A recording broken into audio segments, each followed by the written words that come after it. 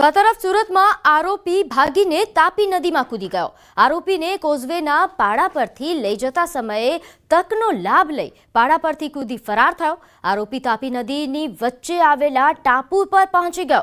Police control રૂમમાંથી fire વિભાગને ઘટનાની જાણ કરવામાં આવી। ફાયર વિભાગે સ્થાનિકોની મદદ લઈ તાપી નદીમાં આરોપીની શોધખોળ હાથ ધરી।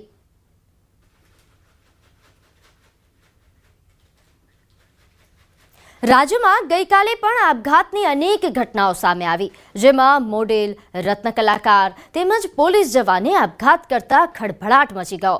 સુરત શહેરમાં વધુ એક મોડેલે આપઘાત કર્યો। અઠવા વિસ્તારમાં ખાનગી એજન્સીમાં કામ કરતી મોડેલે પ્રેમ પ્રકરણમાં આપઘાત કર્યા હોવાની ચર્ચા થઈ રહી છે।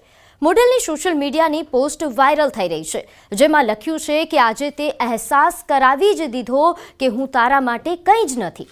બીજી તરફ બનાસકાંઠાના પાલનપુરમાં પોલીસ કોન્સ્ટેબલે આપઘાત કર્યો છે। આપઘાત પહેલા સુસાઇડ નોટ લખી એસપી વિકાસુડા અને નલિયાના પીઆઈ બીપી ખરાડી પ્રેશર કરતા હોવાનો ઉલ્લેખ કર્યો। તો સુરતના જહાંગીરપુરામાં વધુ એક રત્ન કલાકારે આપઘાત કર્યો। આર્થિક સંકળામણથી આપઘાત કર્યા હોવાનો સુસાઇડ નોટમાં ઉલ્લેખ કર્યો છે। તો 31 વર્ષીય જયદીપ ડોબરિયાએ ક્રિપ્ટોમાં નુકસાન બાદ આત્મહત્યા કરી। અમરેલીના રાજુલામાં દંપતીએ ઝેરી દવા પી આપઘાતનો પ્રયાસ કર્યો હતો।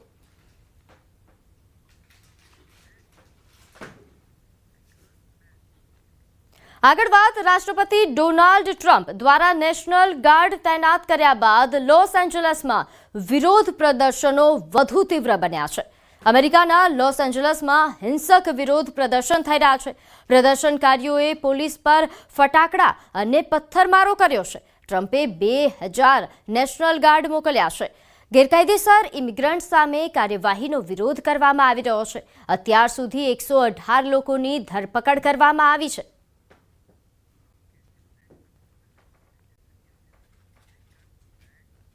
તો આ તરફ ન્યૂજર્સીના ઓક્ટ્રી રોડ પર 4 લૂંટારુઓએ ફરી એકવાર વિરાણી જ્વેલર્સમાં લાખો ડોલરની લૂંટ કરી। આ પહેલા 10 જૂન 2022માં પણ લૂંટ થઈ હતી।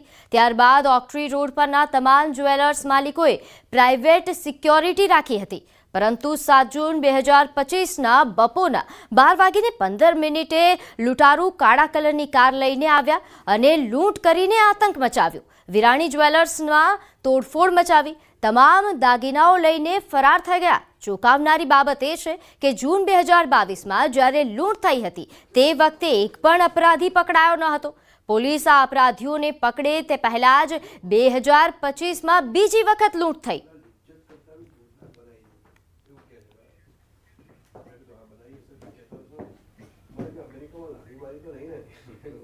તો આગળ વાત સ્કૂલ ચલે હમ।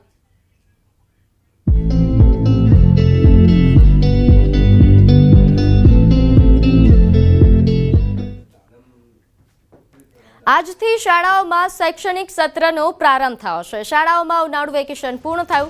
54,000 શાળાઓમાં આજથી નવા શૈક્ષણિક વર્ષનો પ્રારંભ। શૈક્ષણિક સંકુલો બાળકોના કલરવથી ગુંજી ઉઠ્યું છે। લાંબા સમયથી ખાલી પડેલા વર્ગખંડો ફરી જીવંત બન્યા છે। 35 દિવસના વેકેશન બાદ વિદ્યાર્થીઓમાં શાળાએ આવવાનો અનેરો ઉત્સાહ પણ જોવા મળ્યો। પ્રથમ સત્ર 105 દિવસનું રહેશે અને બીજું સત્ર 144 દિવસનું રહેશે। આજે મારો 10thનો પહેલો દિવસ છે। મને એવી શિક્ષણ બહુ સારું છે, એટલે મને એવી આશા છે કે હું પણ આ 10thમાં રેન્ક કરીશ અને સારા માર્ક લાવીશ। ઉનાળાના વેકેશન બાદ ફરી અભ્યાસ શરૂ થયો છે, પણ આમ પહેલાં ડર લાગતો હતો, પણ શિક્ષકોના પ્રોત્સાહનથી ને એમના બધાથી અમને આમ અંદરથી થયું છે કે ના, અમે પણ કરી શકીશું, મહેનત કરીશું અમે પણ। આજે મારો પહેલો દિવસ છે। ઉનાળાના વેકેશન પછી સ્કૂલના પહેલા દિવસે આમ થોડું નર્વસ થઈ જવાય, પણ પાછળના રેન્કર્સને બધું જોઈને કે થાય છે અને શિક્ષણ સ્કૂલનું જોઈને કે ના, આ વખતે 10thમાં રેન્ક તો આવી જ જશે। અને ઉનાળાના વેકેશનમાં છે ને મસ્તી બી કરીને એમ મામાના ઘરે ને એકદમ મજા આવી, પણ જોડે જોડે એવું બી ટેન્શન હતું કે 10મામાં શું થશે, પણ કરી લઈશું અમે અને રેન્ક આવશે।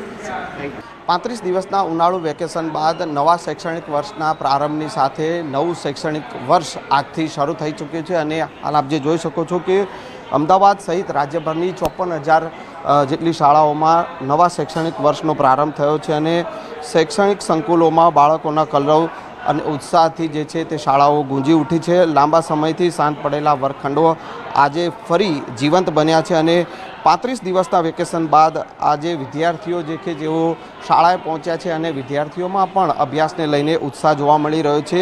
પ્રથમ સત્રની જો વાત કરવામાં આવે તો 105 દિવસનું પ્રથમ સત્ર રહેશે અને બીજું જે શૈક્ષણિક વર્ષનું બીજું સત્ર જે છે તે 144 દિવસનું રહેશે.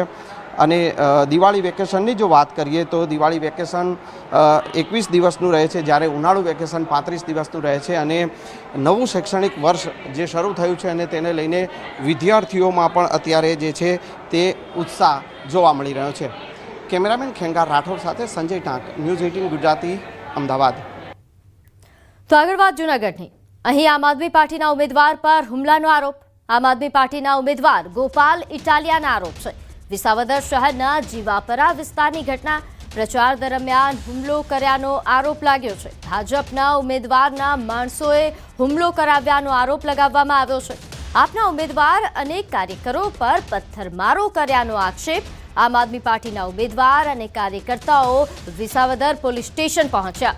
પોલીસ સ્ટેશનમાં ધરણા પર ઉતર્યા. વિસાવદર પોલીસને રજૂઆત કરી તો બીજી તરફ આમ આદમી પાર્ટીના ઉમેદવાર જગદીશ ચાવડાની પ્રતિક્રિયા સામે આવી છે. તેમણે ભાજપ પર જ આરોપો લગાવ્યા હતા.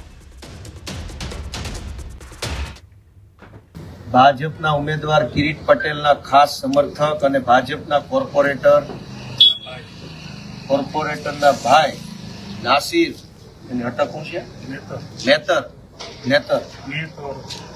નાસિર મેતરના ગુંડાઓ, જે કિરીટ પટેલના ખાસ સમર્થકના ગુંડાઓએ અમારી ઉપર પથ્થરમારો કર્યો. તો સમાચારોમાં હાલ બસ આટલું જ. આપ જોતા રહો ન્યૂઝ 18 ગુજરાતી. નમસ્કાર.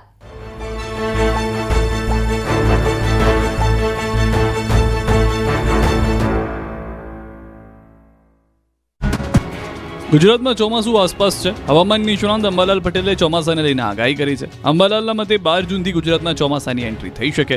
વલસાડ, સુરતમાંથી ચોમાસાની એન્ટ્રી થઈ શકે. 22 જૂન સુધીમાં મોટાભાગમાં ચોમાસું આવી જશે. કેટલાક વિસ્તારોમાં અતિભારે વરસાદ થઈ શકે છે. મધ્ય ગુજરાતના ભાગોમાં ભારે વરસાદ થઈ શકે છે તેવી આગાહી કરી છે. તો સુરેન્દ્રનગરના ભાગોમાં ભારે વરસાદ થઈ શકે છે. ચોટીલા, હળવદ સહિતમાં ભારે વરસાદ થઈ શકે છે. તો વડોદરા, પંચમહાલમાં અતિભારે વરસાદની શક્યતા છે. આ ઉપરાંત દક્ષિણ સૌરાષ્ટ્રના ભાગોમાં અતિભારે વરસાદ થઈ શકે છે. હવે ચોમાસું તારીખ 10મીએ લગભગ ક્યાંક વલસાડથી નીચેના ભાગોમાં અથવા સુરતના ભાગોમાં પહોંચી શકે અને આ ચોમાસું લગભગ આગળ વધતું કેટલીક મોસમ પ્રણાલીના કારણે તારીખ 12 થી 15માં ગુજરાતમાં આવી શકે અને તારીખ 15 થી 22માં ગુજરાતના ઘણા ભાગોને આવરી લે. પણ ઉલ્લેખનીય છે કે આ ચોમાસું અતિભારે વરસાદનું હશે અને કેટલાક ભાગમાં જળભરાવ થવાની શક્યતા રહેશે.